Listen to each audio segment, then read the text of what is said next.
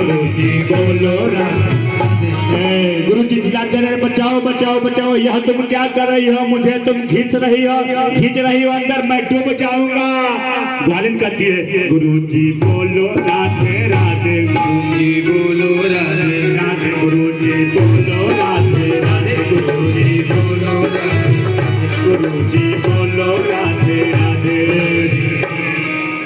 ग्वालिन को विश्वास था कि राधा जी का नाम भव सागर से पार उतार सकता है, लेकिन महाराज जी को यह विश्वास नहीं था कि राधा जी का नाम लेने से मैं इस जमुना जी से पार उतर सकता हूँ।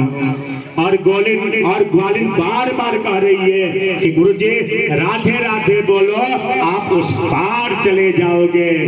मैं राधा नाम लेकर के ही मैं प्रत्येक दिन उस पार जाती हूँ, अपने घर जाती हूँ और अपने घर से प्रतिदिन मैं आती हूँ। और गुरुजी जैसे ही बोलना शुरू करते हैं राधे राधे राधे राधे राधे राधे राधे राधे राधे राधे राधे राधे।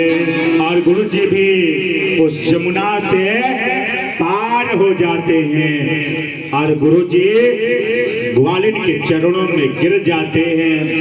कहते हैं गुरु जी महाराज जी कि ग्वालिन आज तक तो मैं दूसरे को बताता रहा कि राधा का नाम भव सागर से पार उतार देता है, लेकिन आज मुझे तुम्हारे चलते सत्य का बोध हो गया कि राधा जी का नाम भव सागर से पार उतार देता है। इसलिए बोलो राधे राधे, जोर से बोलो मैया, अरे और जोर से बोलो, अभी पीछे से कम आवाज आ रहा है। राधे राधे राधे राधे राधे राधे राधे राधे। अब वह समय आ चुका है कि मैं आप सबसे विदाई लूं। देखिए ब्राह्मण बालक होने के नाते इस मंच पर पदासीन होने के नाते आप सबको इस धर्मपीठ से मैं आपको आशीर्वाद देता हूं। भगवान के प्रति आपका प्रेम सदैव बना रहे, आपके जीवन में आपके परिवार में सदैव सुख शांति बना रहे, आप स्वस्थ रहें, आरोग्यवान रहें और एक दिन कन्हैया का मुलाकात आप सबों से हो और आवागमन के कुचक्र से हमेशा के लिए आप सबको मुक्ति मिल जाए। और ब्राह्मण बालक होने के नाते मैं आप लोगों से एक और प्रार्थना करता हूं कि जब मैं कथा करता हूं तो अपने आप को मैं भूल जाता हूं कि मैं क्या बोल रहा हूँ, मैं उचित बोल रहा हूँ कि मैं अनुचित बोल रहा हूँ। जैसे भोले बाबा समाधि जब लगाते हैं ना तो अपने आप को भोले बाबा भुला देते हैं और समाधि में चले जाते हैं। वैसे ही जब मैं कथा कहता हूँ तो अगर मैं कथा कहते कहते आप लोगों के सम्मुख कोई ऐसा बात कह दिया हूं कि जो आप लोगों को अच्छा न लगे, अगर इस प्रकार का वाणी मेरे मुख से निकल गया होगा तो आप ब्राह्मण बालक होने के नाते आप सब मुझे माफ कर दीजिएगा। और कथा सुनने के बाद दक्षिणा दिया जाता है, आप सबको पता है। और वह समय आ गया कि मैं आज 7 दिनों से आप सबको मैं कथा सुना रहा था। अब तो मेरा अधिकार भी बनता है दक्षिणा मांगने का।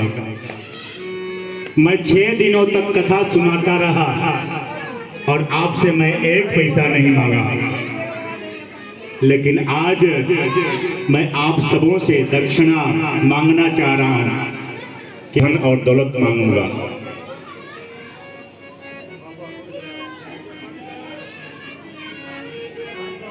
मैं आप सबसे दक्षिणा में सिर्फ एक चीज मांगना चाह रहा हूं। आपके जीवन में जो भी बुराई है, जो आपको महसूस हो कि हमारे अंदर यह कमी है, उस कमी को आप ठाकुर जी के सामने उस कमी को आप छोड़ दीजिए।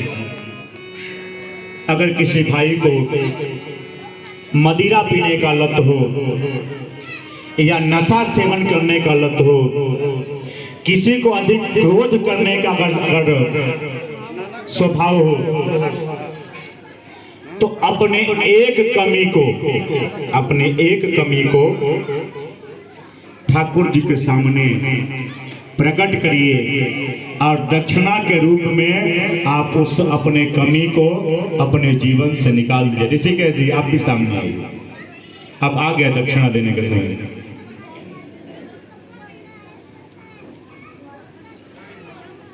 बोलिए, निकाल रहे हैं ना?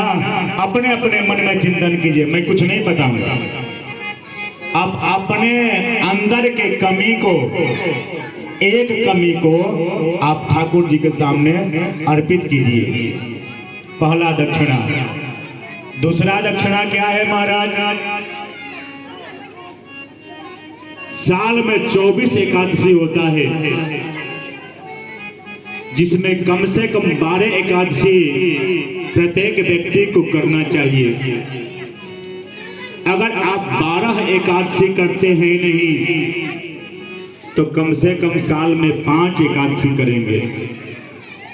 अगर आप 5 भी एकादशी मतलब करते नहीं हैं, तो आप सिर्फ 1 एकादशी करेंगे। अगर 1 एकादशी भी करने में आपको दिक्कत हो रहा है, तो आप एकादशी के दिन चावल नहीं खाएंगे। बोलिए, दक्षिणा दे रहे हैं? दे रहे हैं कि नहीं? बोलिए, दे रहे हैं ना? बोलो जय जय श्री राधे। हमारे आचार्य आशुतोष मिश्र जी, चुनू शास्त्री जी, जहां कहीं भी हो, आप